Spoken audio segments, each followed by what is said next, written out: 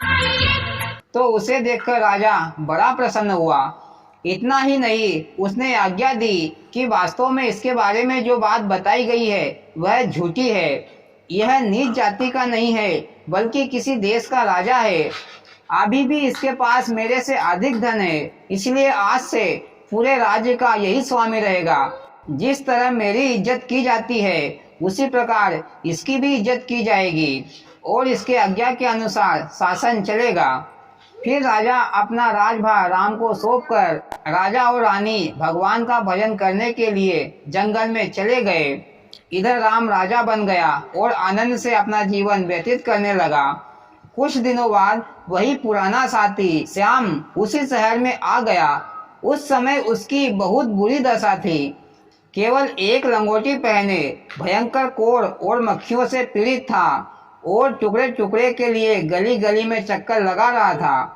जब उसका यह हाल राम ने देखा तो वह रो पड़ा और उदास होकर कहने लगा, मित्र, आपकी यह दशा कैसे हुई? उसने कहा, भाई, यह सब मेरे दुष्कर्मों का फल है।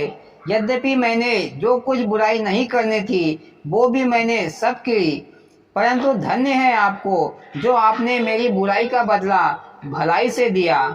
आप पीछे की बातों को ध्यान न देकर कृपया मेरी मदद कीजिए, मेरे इस कष्ट को दूर कीजिए और मुझे माफ भी कीजिए। श्याम की ये बातें सुनकर राम को उस पर तरस आ गया।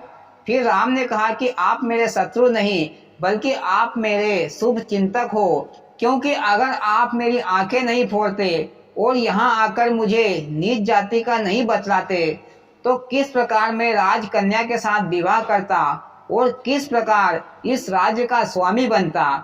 इसलिए आपने जो मुझ पर कृपा की है उसका गुण तो मैं कभी नहीं भूलूंगा। अब आपको वहीं चले जाना चाहिए जहां तुमने मुझको एक अंधे कुएं में गिरा दिया था। उस कुएं में एक पेड़ है, उसके छाल और पत्ते को तोड़ लेना और उसे पानी में उबाल कर 3 दिन स्नान कर लेना। बस तीसरे दिन आपकी काया कंचन हो जाएगी। इतना ही नहीं, आप उस वृक्ष के पत्ते और छाल अपने पास रखकर ले भी आना और उन्हीं के द्वारा आप ऐसे लोगों का इलाज करना और धन कमाना। राम की यह बात सुनकर श्याम जैसे ही उस स्थान पर पहुंचा, उसी समय सिंह और बंदर वहां आ गए और श्याम को अपराधी समझकर उसके टुकड़े टुकड़े कर उसे खा गए। इस प्रकार भले आदमी के साथ भला होता है और बुरे आदमी के साथ बुरा। और भैया, कहानी खत्म। वाह मोदी जी, बड़ी ही रहस्यमयी और अद्भुत कहानी सुनाई, मजा आ गया। और भाइयों, आपको कैसी लगी मोदी जी की कहानी? अच्छी लगी हो तो प्लीज वीडियो को लाइक और चैनल को सब्सक्राइब करें। भोलेनाथ सबके साथ।